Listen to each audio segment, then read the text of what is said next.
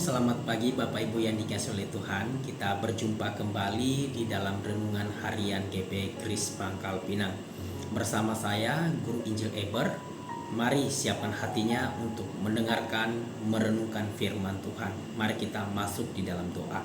Bapa kami yang baik, Tuhan kami Yesus Kristus, Allah yang mengasihi kami bersyukur kepadamu, kami bisa ada sebagaimana kami ada oleh anugerah Tuhan di pagi hari ini. Kami akan mengawali setiap kegiatan kami dengan berserah penuh kepadamu. Bahkan juga kami rindu mendengar suaramu melalui firman Tuhan yang sebentar kami renungkan. Tolong kami, mampukan kami, agar kami bisa memahami dan melakukan firman Tuhan ini di dalam hidup kami hari lepas hari. Kami bersyukur kepadamu karena Engkau baik. Dalam nama Tuhan Yesus kami berdoa dan mengucap syukur. Amin. Firman Tuhan hari ini terambil dari Amsal pasalnya yang ke-29 ayatnya yang ke-25 dan surat Galatia pasalnya yang pertama ayatnya yang ke-10. Bunyinya demikian.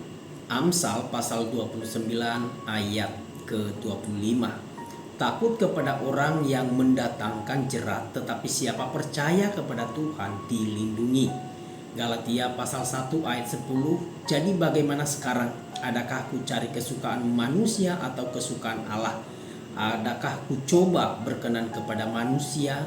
Sekiranya aku masih mau mencoba berkenan kepada manusia, maka aku bukanlah hamba Kristus. Saudara yang dikasihi oleh Tuhan, tema kita hari ini adalah jebakan. Saudara, Tuhan menuntun kita untuk saling berhubungan. Kita masing-masing mempunyai keinginan untuk diterima oleh orang lain, dihargai, dikasihi, dan disetujui. Kita bisa melakukan berbagai macam cara agar keinginan kita itu tercapai. Bahkan berusaha menyenangkan hati orang lain supaya ada penerimaan terjadi di dalam diri kita. Salah satu aktor Amerika pernah berkata, "Saya tidak mengetahui kunci untuk sukses, tetapi saya mengetahui bahwa cara seseorang jatuh adalah mencoba menyenangkan hati semua orang." Menyenangkan orang lain adalah sisi lain dari iri hati. Iri hati berkata, "Aku harus seperti kamu supaya aku dapat bahagia." Menyenangkan orang lain berkata, "Aku harus kamu sukai supaya dapat bahagia." Kedua jebakan ini akan menghalangi kita menjalani kehidupan dengan tujuan untuk memuliakan Tuhan. Sisi gelap dari keinginan untuk disenangi atau disetujui oleh orang lain adalah ketakutan untuk ditolak. Sama seperti seorang manajer perusahaan ketemu dengan seorang karyawan yang sukanya mengkritik terus-menerus. Karena manajer ini takut ditolak, maka ia merekrut karyawan ini menjadi tim khusus bagi dia. Dalam hal ini manajer melakukan yang tidak seharusnya dilakukan. Hanya karena takut ditolak, maka dia berbelok dari struktur yang sebenarnya, bahwa karyawan itu harus melewati beberapa tahap supaya menjadi tim manajer itu. Saudara, ada banyak anak-anak sekolah hidup dalam pergaulan yang buruk karena takut ditolak oleh teman-teman kelasnya. Ada banyak para pekerja ikut melakukan pekerjaan curang karena takut ditolak oleh teman-teman sekerjanya yang sering melakukan perbuatan jahat. Ada banyak anak-anak Tuhan yang terjebak menyenangkan orang lain dan takut ditolak oleh komunitasnya, sehingga apapun yang dilakukan oleh komunitasnya, baik yang baik maupun yang jahat, ikut turut juga melakukannya. Namun Alkitab mengingatkan kita untuk tidak membiarkan rasa takut ditolak menghalangi kita melakukan apa yang kita tahu Tuhan kehendaki untuk kita lakukan. Dalam Amsal pasal 29 ayat 25 tadi berkata, "Takut dengan apa yang dipikirkan orang lain tentang dirimu berbahaya." Sebuah terjemahan lain berkata, "Takut kepada orang mendatangkan jerat, tetapi siapa percaya kepada Tuhan dilindungi." Jebakan menyenangkan orang lain diumpan dengan kebohongan. Kalau aku dapat membuat semua orang menyukaiku, aku akan berbahagia. Tetapi kebohongan itu hanya akan membuat kita menderita. Kita tidak dapat hidup di bawah tekanan terus-menerus karena khawatir pada apa yang dipikirkan orang lain tentang diri kita. Ada beberapa poin bahaya tentang menyenangkan orang lain. Yang pertama, menyenangkan orang lain akan menyebabkan kita kehilangan kehendak Tuhan untuk kita hidupi. Sebab kita diciptakan bukan untuk menggenapi harapan orang lain, namun untuk menyenangkan hati Tuhan. Dalam 1 Tesalonika pasalnya yang kedua ayat yang ke-6 berkata, kami berbicara bukan untuk menyukakan hati manusia, melainkan menyukakan Allah yang menguji hati. Jika motivasi kita melakukan sesuatu untuk membuat orang kagum, memperoleh penghargaan atau menghindari penolakan, maka kita salah sasaran. Kedua, menyenangkan orang lain menghalangi pertumbuhan iman kita. Rasa takut terhadap penolakan membuat kita takut mengambil risiko dalam iman.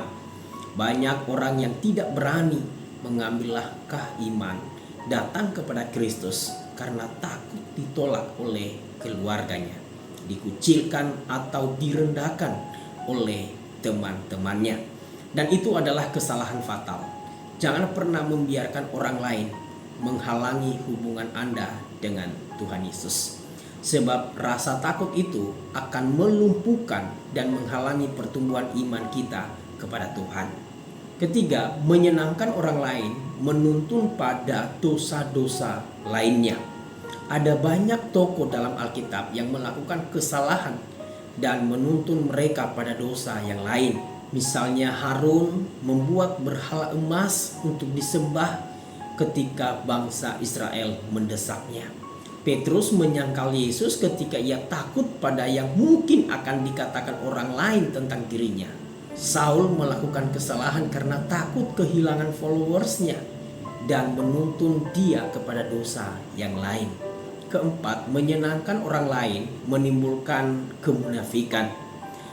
Beberapa aktor untuk menyenangkan orang lain mereka pakai topeng. Ini juga berlaku bagi kita yang berusaha menyenangkan orang lain. Kita menyembunyikan diri kita yang sebenarnya hanya karena takut ditolak oleh mereka. Bahkan kita bisa saja kompromi dengan dosa dan menyangkali keyakinan kita agar kita dapat diterima secara sosial. Yang kelima, menyenangkan orang lain membungkamkan kesaksian hidup kita. Kesaksian kita akan tercekik dan kita akan kehilangan hal istimewa yang paling besar dalam hidup kita. Kita tidak akan pernah bisa menjadi berkat dan berbagi iman kepada orang lain karena rasa takut ditolak. Kalau begitu, bagaimana kita bebas dari jebakan menyenangkan orang lain ini? Firman Tuhan berkata, janganlah kamu menjadi serupa dengan dunia ini, tetapi berubahlah oleh pembaharuan budimu. Yang harus kita lakukan ialah yang pertama, ingatlah bahwa Tuhan pun tidak berusaha menyenangkan semua orang. Kita tahu Tuhan Yesus mengalami penolakan besar-besaran. Ia tidak berusaha menyenangkan semua orang pada masa itu. Yesus tetap berpegang pada kebenaran. Kedua, ingatlah bahwa kita tidak memerlukan persetujuan orang lain supaya kita berbahagia. Sebab kebahagiaan adalah pilihan hidup kita. Apa yang dipikirkan orang lain tidak dapat merampas kebahagiaan kita kecuali kita mengizinkannya.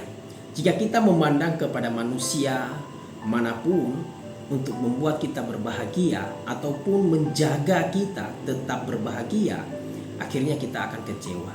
Sebab tidak ada seorang pun yang mampu memenuhi kebutuhan kita agar kita tetap bahagia.